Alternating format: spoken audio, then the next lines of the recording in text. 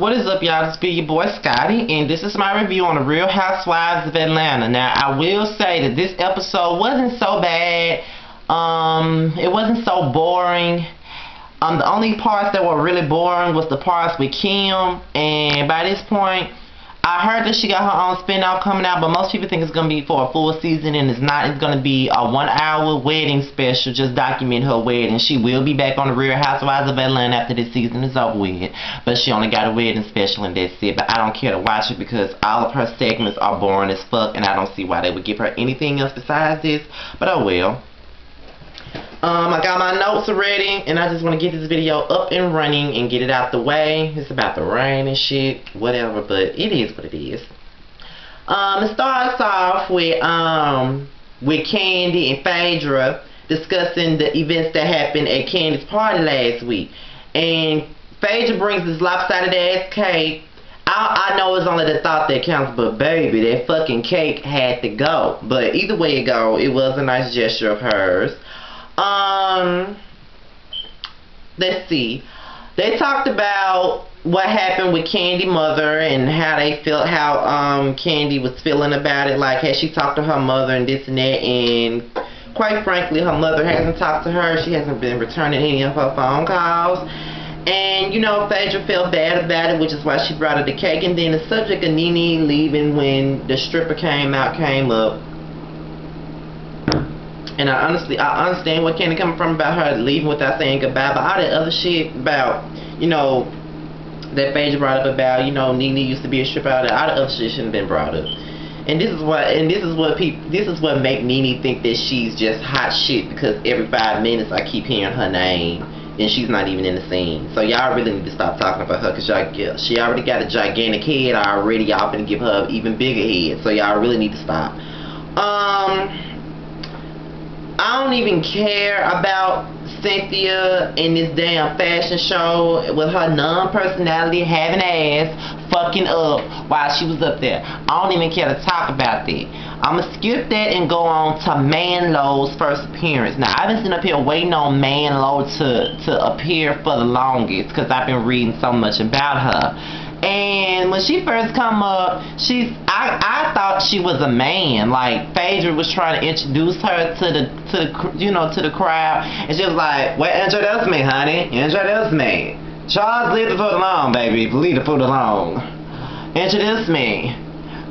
Sure, you can get my number from Lawrence, okay?" Like, did she used to be a man in her past life? Somebody please tell me that. But from the way it looks now that she's arrived, the show's going to get more interesting. At least I hope that it does, because the shit has been boring from the beginning. Boring. And people think because, you know, you've seen just a small smidge, because for the last 2 episodes there's been very little Nene in them. But truth be told, I don't care how much Nene is in it. Even though she's the biggest personality of the show, she was on the first episode heavily and the shit was still boring. She was on the second episode just as heavy and the shit was just as fucking boring. It doesn't matter. The shit is just boring. I don't care who on it. It's fucking boring. I don't give a damn. Then the next one, when they was talking, when Marlo left and Marlo and Charles left with his big ass, he left, and they was talking about that was the person that Nene supposedly had an affair with. And then Sheree was in a private screening mimicking Nene when she said, "I never cheated on your ass, never. I have never done you wrong, ever." She killed me with that. I was dying. Now, getting to Cynthia and Mallory, I always live tweet during the show, and I'm gonna tell you this. People were pissing me off because they kept saying, Mallory needs to stay out of her sister business. She needs to do this. She needs to do that. She needs to shut the fuck up. She needs to worry about her own stuff. She needs to get dick down. She needs to do this. She needs to do that. First of all, bitches, Let me tell you something.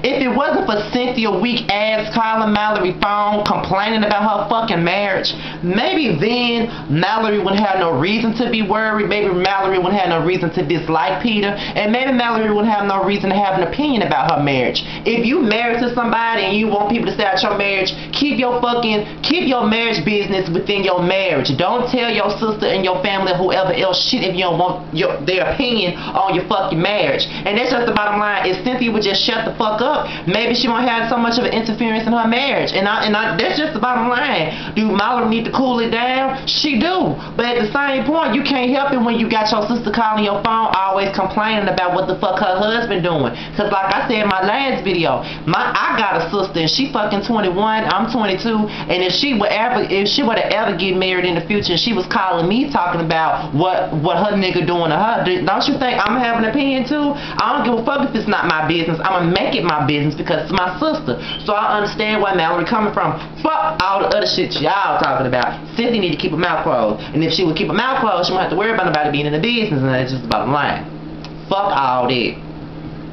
Then you got Sheree's baby daddy drama.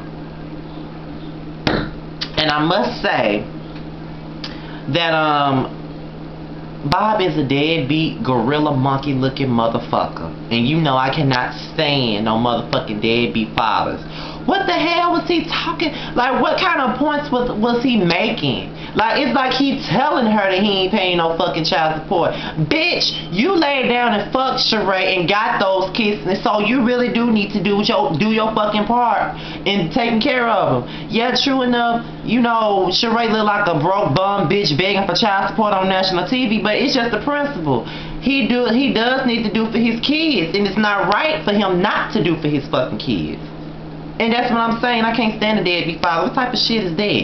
And, you know, Sheree don't need to think about shit. She just need to put his ass on child support. Then you got Kim being the snore. Kim is such a fucking snore. I don't even want to talk about her. Nene and Cynthia and Peter asked Nene to host, and she obliged. She said she would. But it just seems like ever since last season I've been saying Nene and Peter be flirting with each other right in front of Cynthia, and a dumb bitch, the rooster face bitch, act like she don't see it. You know what I'm saying? So it is what it is. Then you got Mama Joyce. Mama Joyce really was doing too much because Candy didn't know that the fucking stripper was coming. She really didn't. So cut her some fucking slack, lady. Like, ever since I've known you, Mama Joyce, you really been getting on my nerves. And I'm not gonna call you a bitch. I'm not gonna call you a hoe. You somebody's mama. Somebody's older mama at that, so I'm not gonna do that. But you really need to calm your ass down, for real. Like, it ain't that serious. Okay, the party happened, it's over. The stripper happened, it's over. He was gay anyway, and it ain't like he was gonna do something to fuck Candy anyway. So give it the fuck up, Joyce. Like, for real. Like, Phaedra was the one who invited the stripper. Candy didn't know shit about a damn stripper, so it is what it is. Girl. Bar 1, the ghetto ass Bar 1 grand opening. The shit ain't even finished construction, and motherfuckers want to have a grand opening to give folks a taste.